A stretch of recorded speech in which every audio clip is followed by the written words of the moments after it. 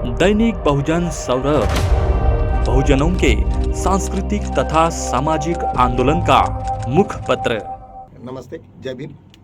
मैं advocate doctor Siddharth कामले, दैनिक बहुजन सौरभ का मुख्य संपादक।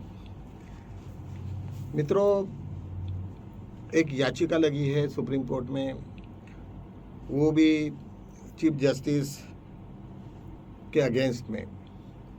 चीफ जस्टिस के सूर्यकांत के अगेंस्ट में ये इसलिए है कि जो कॉकरोच का उन्होंने जो शब्द वापरा, तो उसके ऊपर में अनपार्लियामेंट्री वर्ड्स है और इसके ऊपर में इन लोगों ने एक याचिका डाली है और वो हियरिंग को आने वाली है। और एक ऐसी भी याचिका जो उन्होंने कहा कि भाई व्हाट इज़ अर्जेंसी, क्योंकि ये जिस तरीक़ा से उन्होंने लगाया था, जो इल्ज़ाम लगाए थे कि इस तरीक़ा से भाई ये लोग हैं, ये सब पाकिस्तानी ये करते हैं वो करते हैं और देश में सब अस्थिरता लगा रहे, तो सूर्यकांत जी ने बोला था, चीफ जस्टिस ऑफ इंडिया ने, कि भाई इतनी कोई सी अर्जेंसी है और आप क्यों इतने भावुक हो रहे हैं। उस भी पिटिशन को तुरंत सुनने के लिए और डिस्पोज करने के लिए सब लोग लगे हैं। अभी इनिशिएटिव ले रही है कॉकरोच जनता पार्टी।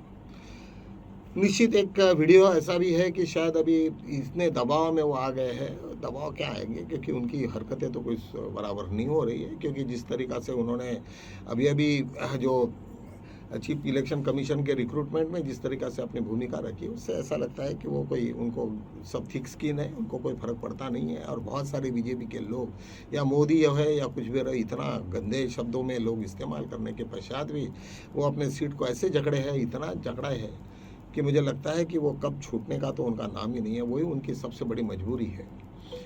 हर आदमी की कुछ ना कुछ मजबूरी होती है, वैसे उनकी भी ये मजबूरी है कि उनको सत्ता इतनी उनको भा रही है, इतनी सत्ता उनको चिपक के रखे, और उनका दुखों का कारण भी है। जिस दिन वो सत्ता उनके हाथ से चले जाएगी तो वो मर जाएंगे, वो रह ही नहीं सकते, क्योंकि उनको मालूम है कि उन्होंने सत्ता का कितना दुरुपयोग किया।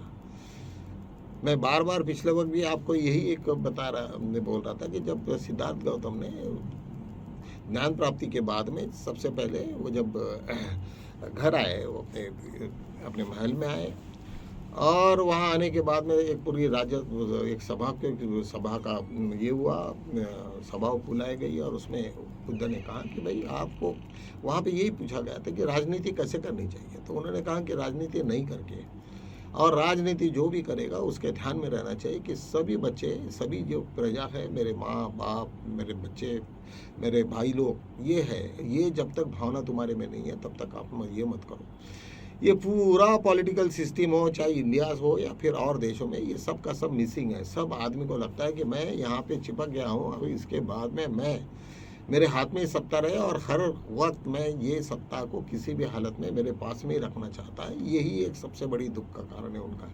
और ऐसे पकड़ के रखे, आज डोनाल्ड ट्रंप की हालत इतनी ख़राब हो गई है, अब आपको भी मालूम है कि पूरा का पूरा बर्बाद हो गए। आज 25 लाख करोड़ का उन्होंने, ईरान ने उसको ये दावा ठोका है कि भाई मेरा जो नुकसान हो गया मुझे दो। कहने का मतलब, जब कोई इतने बड़े बार्गेनिंग पे आ गए और घुटने टेक के ईरान के सामने में जिस तरीक़ा से खड़े हैं और पूरी जंग हार गए, उनका पूरा अस्तित्व भी ख़त्म हो गया। तो ऐसे सिचुएशन में जब सत्ता का दुरुपयोग होगा, जब सत्ता उनके काबू में नहीं रहेगी, और उसका जो वो खुद भी नहीं करे, लेकिन जब जो लोगों ने उसको हेल्प की, वो बनाने में हेल्प की, तो वो तो अपना तो पूरा का पूरा ये करेगा ही, अपनी रंगदारी तो बताएगा ही।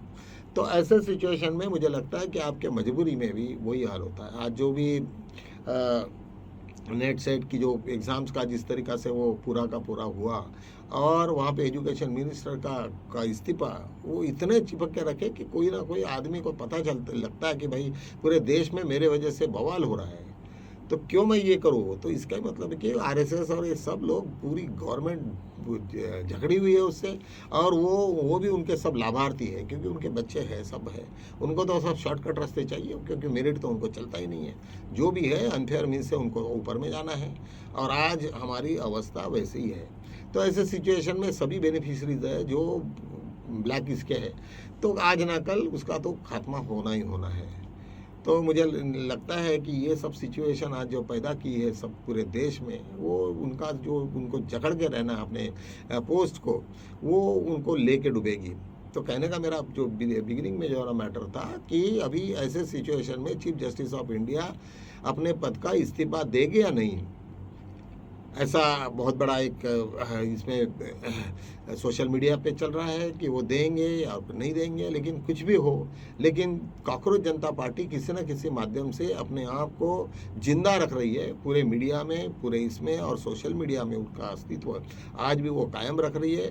बहुत सारे प्रयास हो रहे हैं कि उसको भूलने का या किसी को कॉन्ट्रैक्ट करने का या उसको ये करने का, उसको ज़्यादा से ज़्यादा ख़त्म करने का, लेकिन ऐसा कुछ हो नहीं रहा।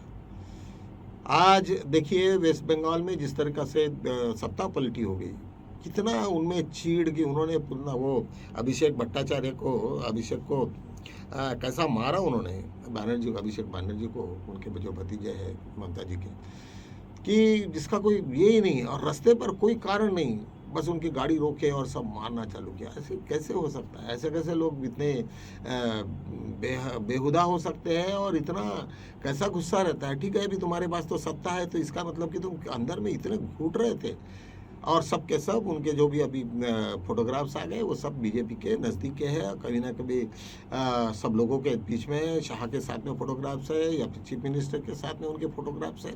ऐसे लोग सब आइडेंटिफाइड हो गए, लेकिन अभी देखना है कि वो किस तरीक़ा से उनके ऊपर में एफआईआर होता नहीं होता। लेकिन अभी ये पूरी की पूरी ममता बनर्जी हाई कोर्ट में जाएगी और उनके अगेंस्ट में एफआईआर करवाएंगी, और करने के बाद में फिर देखेंगे उसको क्या क्या होता है। तो कहने का मतलब क्या होता है कि ये वक्त क्यों आता है, ऐसा नहीं आना चाहिए। और जैसे भी जब भी कभी तुम गलत काम करोगे तो निश्चित रूप से कुछ ना कुछ सफल होना पड़ेगा।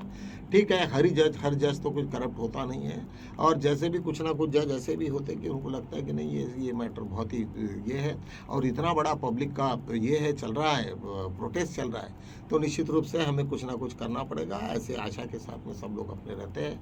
लेकिन बीजेपी ने जिस तरीक़ा से अपनी जो डाउनफॉल किया है अपने आप में, उनको इतनी अच्छी अपॉर्चुनिटी मिली थी कि भाई चलो सेक्युलर बनने का एक बहुत बड़ा एक मौका मिला उनका, जो भी उनके हाथ में उनके ऊपर में जो कलंक थे वो सब धोने के, कलंक के एक अच्छा अपना इमेज बनाने का 10 साल नहीं 20 साल, और जो भी करना है 10% में कुछ भी करो, लेकिन कम से कम लोगों का भरोसा जीतने का काम उनका रहता है। लेकिन वो भी नहीं किया उन्होंने। आखिर एक दिन ऐसे ही होगा, जो भी पूरा इतिहास हमारा ये बताता कि जो हम गुलामी में गए तो ये इन्हीं के वजह से हुआ, यही हुआ। इवन आज जो हमें स्वतंत्रता मिली और अंग्रेजों के साथ में उन दिनों में आरएसएस के ही लोग थे, और ये बहुत ही टॉक्सिक ऑर्गेनाइजेशन है, और किस तरीक़ा से वो हमला करेंगे नहीं मालूम उनको। उनके बहुत सारे वीडियो तो ऐसे गंदे हैं कि जिसको देखने के बाद में भी ऐसा लगता है कि कैसे जीते हैं वो लोग। तो ये सब सिचुएशंस तो ऐसा ये कहती है कि उन लोगों का पर्सनल लाइफ भी ख़राब है, और ठीक है एक आधे के पास में बहुत पैसा है, बहुत आयाश है, क्या करेगा आदमी, क्या करेगा। मेरे पास में 1 करोड़ रुपए पड़ा है बैंक में, मैं क्या करूँगा उसका? फिर भी मैं और 2 करोड़ कैसा होगा, 10 कैसा होगा, 50 कैसा होगा? ये पागलपन है। अडानी अंबानी इतना पैसा है, इतना सारा है, उसमें ही उन्होंने नीतिमत्ता रखती है और उसी को अपना क्वालिटी रखे रहते, तो आज ये हालत नहीं आती उन लोगों के बारे में। कुछ ना किसी को आज टाटा के बारे में जिस तरीक़ा से उन्होंने अपना रेपुटेशन रखा, ठीक है उसमें बीजेपी के बहुत सारे आरएसएस के लोग गुस्से वगैरह सब ठीक है, लेकिन फिर भी एक टाटा का एक अलग जो रेपुटेशन है वो एक अलग है, और वो आज लोग भी उसको सैल्यूट करते हैं। तो ऐसे सिचुएशन में हर आदमी ने ये सोचना चाहिए कि भाई ये चल दिनों की ज़िंदगी है, चल दिनों का सुख है, चल दिनों का पावर है, और ये कोई परमानेंट तो किसी ने लाया नहीं है, ना परमानेंट उनके साथ में है कोई। ये तो खरीदी हुई तो चीज़ है नहीं, ये जो तुम्हारे पास में जकड़ के रहेगी, ऐसा कुछ नहीं है। तो करके हर आदमी ने सोचना चाहिए कि इस तरीक़ा से होना चाहिए, इस तरीक़ा से नहीं होना चाहिए।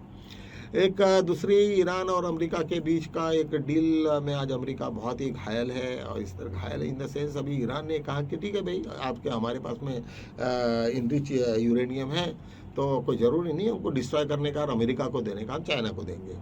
क्या करोगे आप? चाइना इतना मजबूत हो जाएगा कि अमेरिका उसके पाँव के नीचे आ जाएगा। जिस तरीक़ा से उतना सारा कॉम्पेंसेशन उनको देना है, इतना सारा पैसा ईरान के पास में रहेगा, पूरा मिडल ईस्ट से पूरा का पूरा ख़त्म हो गए वो।